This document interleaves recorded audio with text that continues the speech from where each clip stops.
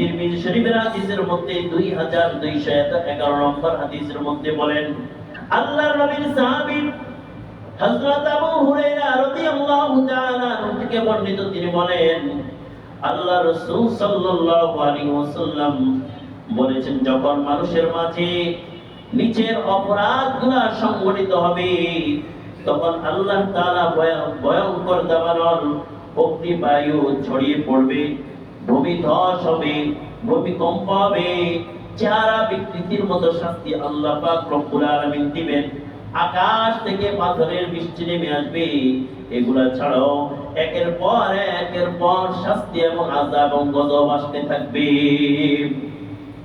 যে অপরাধগুলোর কথা এই হাদিসের মধ্যে আল্লাহর হাবিব সাল্লাল্লাহু আলাইহি ওয়াসাল্লাম বলেছেন, এক নম্বর অপরাধ, যখন গনিমতের মাল আসবে তখন এগুলা ব্যক্তিগত সম্পদে পরিণত হবে।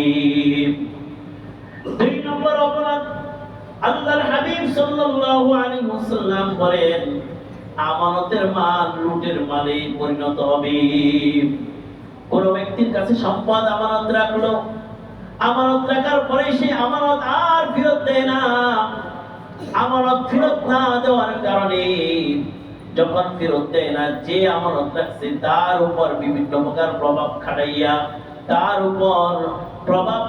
তার থেকে সম্পদগুলো আত্মসাৎ করে নেয়। তিন নম্বর অপরাধ, আল্লাহ তাআলা তিনার হাবিব সাল্লাল্লাহু আলাইহি ওয়াসাল্লাম বলেন, যাকাতটাকে মানুষ জরিমানার মতো মনে করবে। যাকাত দিচ্ছে, এটা আল্লাহ তাআলার বিধান, এটা দিতে চায় না, বরং এটা সে মনে করবে আমার উপর মনে হয় যেন একটা জরিমানা করা হয়েছে। আজকে লক্ষ্য করে দেখেন কতজন সম্পদশালী ব্যক্তি সঠিকভাবে যাকাত দেয়। যদি সমস্ত সম্পদশালী ব্যক্তিরা যদি সঠিকভাবে যাকাত দিত, আমার মনে হয় আমাদের বাংলাদেশের মধ্যে গরিব একটা লোক থাকতো না।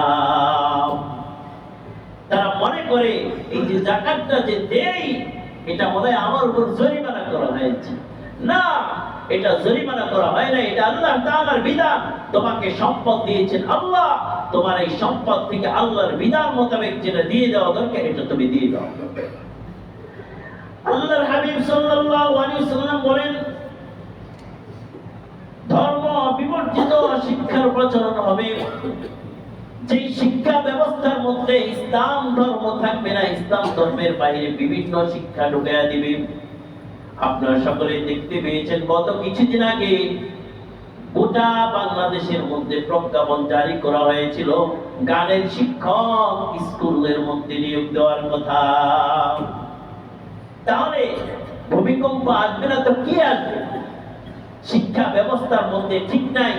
শিক্ষা ব্যবস্থার মধ্যে বইগুলোর মধ্যে এমন এমন আজগুবি কথা পড়ানো হয় যাদের চরিত্রগুলো পর্যন্ত ঠিক থাকবে না। আল্লাহর হাবিব বলে গিয়েছেন, পুরুষরা স্ত্রীর অনুগত হয়ে যাবে, স্ত্রীর কথা মোতাবেক স্বামী চলবে, স্বামীর কথা মোতাবেক স্ত্রী চলবে না।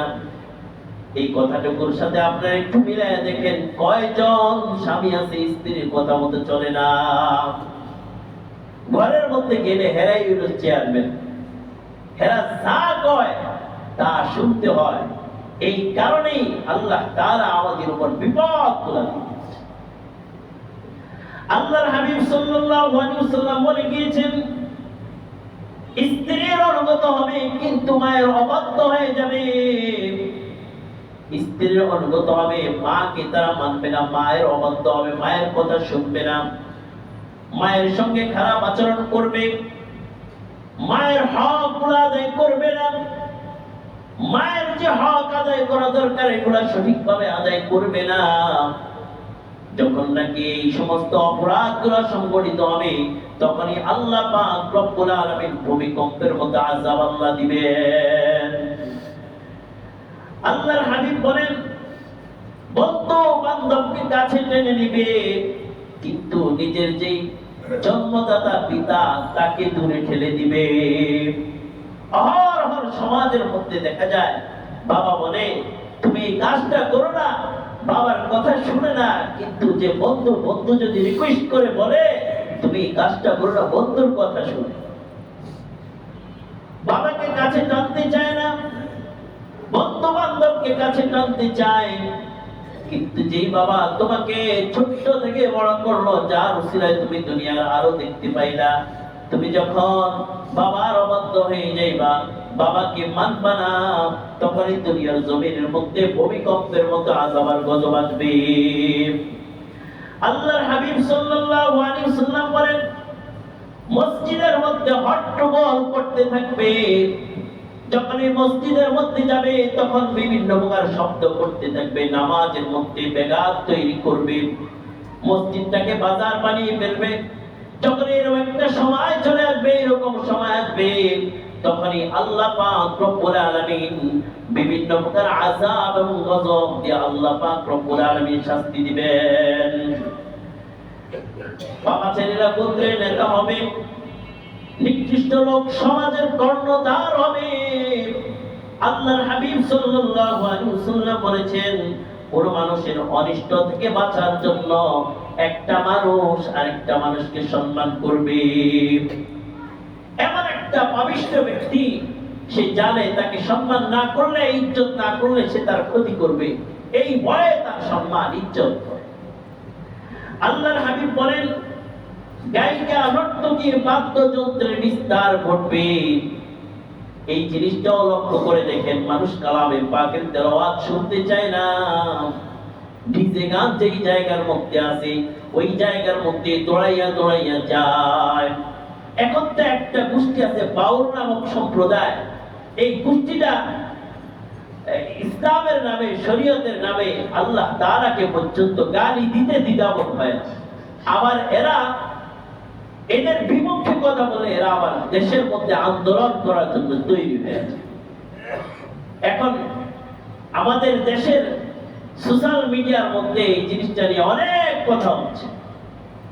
দেখলাম যে আবুল সরকার, সে আল্লাহকে নিয়ে পর্যন্ত কথা বলতেছে। আল্লাহ তাআলা কালামে পাকের সূরা নাসের বিকৃতি করতেছে, কালামে পাকের আয়াতগুলোর বিকৃতি ঘটাইতেছে, ঘটাইয়া মানুষকে বিভিন্ন প্রকার কথা বলতেছে। এই সমস্ত আউল ফাউল বাউল এগুলার আমাদের দেশের মধ্যে এগুলার জায়গা, আর এগুলা বাদ্যযন্ত্রের আওয়াজের কারণে মানুষ নাচানাচি করে। নাউযুবিল্লাহি মিন যালিক। সে বলে সূরা নাসের মধ্যে এত নাচের গান, নাউযুবিল্লাহি মিন যালিক, এত নাচ কা? এই সূরা নাচ দ্বারা দলিল দিতেছে এটার মধ্যে নাচ আছে, নাউযুবিল্লাহি মিন যালিক। এটা আর একটা ভণ্ড মূর্খ, যে কালামে পাকের তেলাওয়াত করতে জানে না, আয়াতের অর্থও জানে না, সে আবার কিভাবে মারিফাতের লোক হয়? আল্লাহর হাবিব বলে গেছেন, গায়িকা নর্তকী গায়ক এদের বাদ্যযন্ত্রের বিস্তার ঘটবে।